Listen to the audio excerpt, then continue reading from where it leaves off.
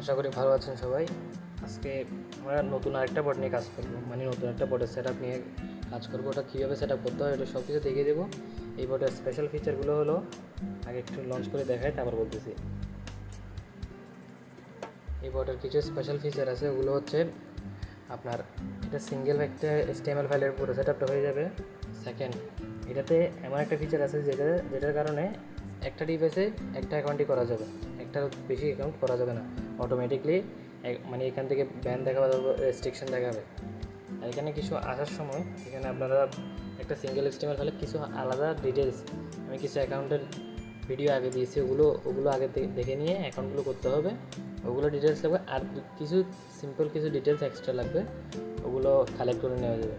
তো এগুলো নিয়ে ভিডিও আসবে। এখানে আপনাদের চ্যানেলের লিঙ্ক এগুলো সব দিতে পারবেন, অ্যাড দেখতে পারবেন, ইনভাইট লিঙ্ক, সাপোর্ট, অ্যাডমিন সাপোর্টের এগুলো দিতে পারবেন, হিস্টোরি, কতগুলো উইড্রোয়াল আছে না, এগুলো সব উইড্রোয়াল এখানে আপনাদের প্রয়োজন যে আপনার ইচ্ছা মতো এখানে ওই মিনিমাম উইড্রোয়াল লিমিট দিতে পারবেন, মেথড দিতে পারবেন, এটসেট্রা এটসেট্রা। এগুলো নিয়ে বাকি বিস্তারিত ভিডিও আসবে।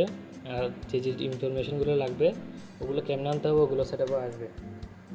ততক্ষণ বাকি ভিডিওগুলো দেখে অন্য অ্যাকাউন্টগুলো করে নিন। ধন্যবাদ। আর হ্যাঁ, কোথায় ইয়াগুলো আসবে ওগুলো দেখিয়ে দিই।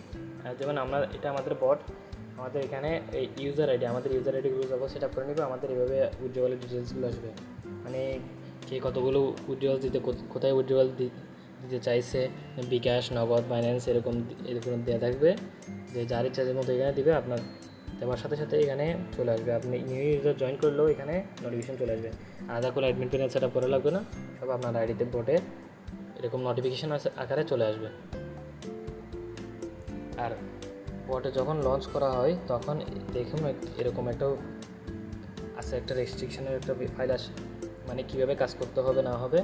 এটাতে দেখুন এখানে দেওয়া আছে, এখানে দিছে use mobile data for task, do not use wifi. এর একটি ভালো কারণটা আপনার অ্যাকাউন্টটা সেফ রাখার জন্য। মনিটর অ্যাকাউন্ট সেফ রাখাটা মেইন সমস্যা, ওটা সেফ রাখার জন্য এখানে নির্দেশনাগুলো ভালো করে পড়ে তারপর কাজ করবেন অথবা কাজ করাবেন।